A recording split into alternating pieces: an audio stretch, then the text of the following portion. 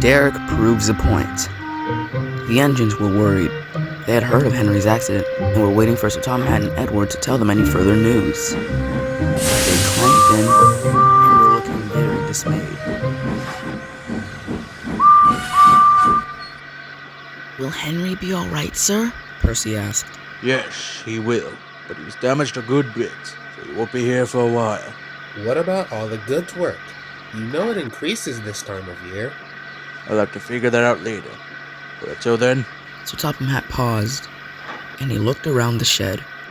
Everyone would be busy. Too busy to be doing Henry's work. All of them, except... Derek, you'll be taking Henry's trains. He finally announced. Me? But you know I break down a lot. And you're the only engine available. Just try your best, Derek. I'll see you lot tomorrow. Once he left, the sheds were quiet until Gordon spoke. He chose Derek. So what if he did? I'm sure he'll do fine. Yes, after the 5th breakdown, maybe. Now that's not fair, Gordon. Norman breaks down too. Why am I getting the short end of the shunter's fall here? Norman only breaks down because he's bad luck. I mean, come on, Derek. The way you break down, anyone would think he passes you every day. Norman isn't bad luck. He's just Misfortunate.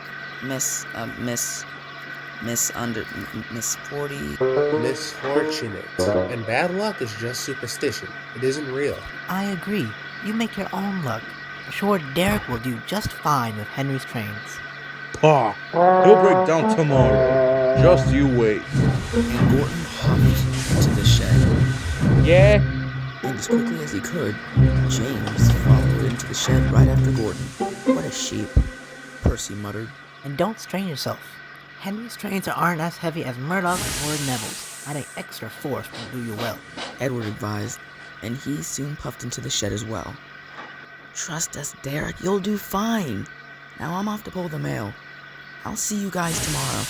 And Percy puffed away cheerily. But Derek had a lot to think about. Good night. He sighed. He closed his eyes to go to sleep, but, Derek? Derek woke up. Derek, are you coming? Oh, the kipper. I'm sorry, Percy. Let me get started back up. I'll see you in a little bit. Okay, Derek. See you at the harbor. The next few days, Derek seemed to be working well with Henry's jobs. He made sure to be on time with Henry's passenger trains and didn't bump the coaches once. And Henry's goods train seemed to be no problem for him. He coasted through the countryside and made good time until the goods work increased rapidly. Soon, Henry's trains proved too heavy for Derek and began to break down more and more often than he usually would. Soon, Harvey had to be called over most of the time to get Derek to the next station. With Derek's excessively late trains, along with Harvey having to help him, there was no time to help the other engines with their problems.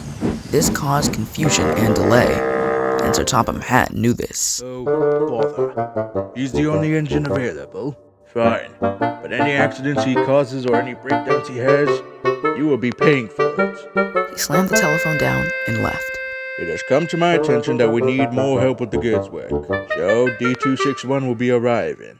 The engines groaned. They didn't want D261 to come back. Now while he is here, I want no conflict. At all. No matter what he says, just pretend he does not exist. The engines begrudgingly agreed. Yes, sir. Yes, sir. They said in unison. And Sir Topham Hatt walked away once more. Leave it to Derek to be the reason the Fat Controller brings all stuck up here. Quite right. It's disgraceful. Gordon grumbled. Disgusting! James huffed. The goods work is rising for everyone, you know. Doug said, who was growing irritated. Well, we know that. My issue is, seemingly every time we have problems and need Harvey, Derek needs to be rescued at the same time. Then we have to wait. I'm sorry. Maybe someone else should have done Henry's work. No, Gordon and James just don't know what they're talking about. And you did well before the goods work increased. But you know it isn't your fault. Right, you two? Barry eyed the two engines as they looked away grumbling. But Derek couldn't help himself from feeling bad. He whispered to himself, and he left to get ready to pull the kipper. The next morning, the engines woke up just in time to hear the dreaded horn. You scrap heaps need help. I'm not awfully surprised. Bowler gloated as the other engines just rolled their eyes. This railway needs to be modernized, and bringing me here was a decent start. He then looked over at Derek and Bear, and he was most disgusted. And it's also sad that you have to deal with these lower class diesels. The two diesels gnashed their teeth, but before they could say anything, Sir Topham Hatt arrived. Instead of Derek taking Henry's trains, he would be placed on shunting while Bowler took them. Yes, sir. Derek said meekly. Shunting? Oh, I thought at least you less worthy diesels were at least held at a higher standard. Higher standards? He can't even pull trains without his silly cooling system acting up for once. Ha! No wonder he's cooped up in the yard. Then it will save us time from moving him out the way. Derek is our only problem on the main line. Laughed James. Derek felt as if he was going to cry. His engine started, and as quickly as he could, he left the sheds, leaving a very cross set of engines behind. Was that really necessary?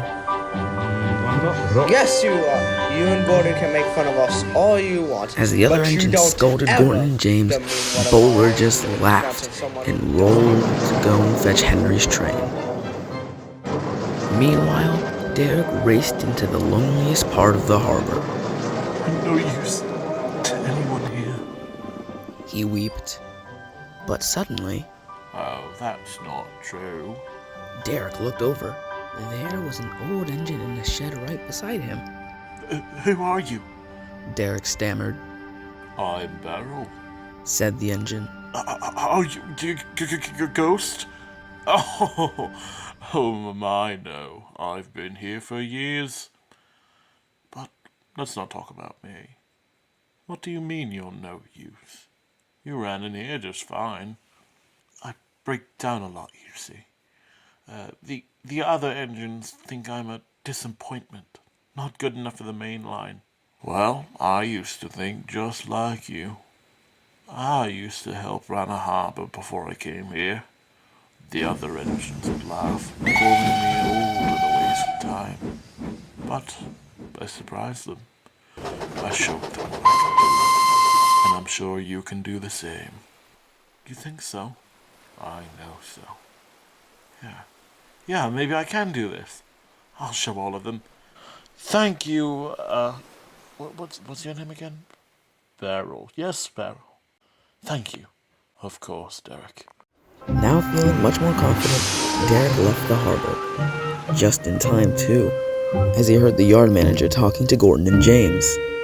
Bowler broke down at Callan. We need someone to get him to Narrator. I won't touch that diesel or his filthy trucks, Gordon said indignantly. Me neither, James said quickly. Then Derek rolled in. The two big engines were very surprised, and then they started laughing. You? You can't even get past the viaduct without... Shove it down your smoke box. I don't need you talking me down. I may have a bad cooling system, but I have twice the grit that any of you snobby steamers will ever have, which is why I'm going to get Bowler back here myself. That finally shut the two engines up. They slunk back to the yard to go and fetch their trains. And with the usual splutter of his engine, Derek left to go save Bowler. Derek soon found him. He was sulking and grumbling, but started laughing when he saw Derek. As if you could do anything. Derek replied with a hard bump, and was soon coupled up to Bowler. And soon he began to pull. Come on! He panted as he heaved the train farther down the line. Percy and Stanley were waiting at Callan. When they saw Derek pulling Bowler, they whistled and cheered. Go on, Derek, you got them, they called, as Derek strained with a heavy train. Must get Napford. Derek said wearily. Gordon and James were bewildered when they saw Derek pulling Bowler and his long train. And with a loud sputter, Derek broke down. Wow, he actually did it? James said in surprise. Soon Derek and Bowler were taking off the train, and while Douglas took them to the fitter's yard, Donald took on Henry's next passenger train. And during the whole trip, Derek was smiling. When Derek returned the next day, a chorus of whistles and cheers greeted him. Even James and Gordon were proud of him, but none of them were as proud as Sir Topham Hatt. I am very proud of you, Derek. You proved you are a credit to my railway. He praised. And I think a new cooling system is in order. Derek beamed from buffer to buffer. Great job, Derek. Congratulated Barry. I'm sorry I was so rude. Maybe goods diesels like you aren't so useless after all. You have proved you are useful. I commend you for that. Derek could only smile. Being praised by James and Gordon was the biggest honor he could have ever gotten. But what about Bowler? Upstaged by some failed diesel. One of you should be in the scrap heap. I'll make sure of it. Obviously he won't. And we'll see why. But that's for another story.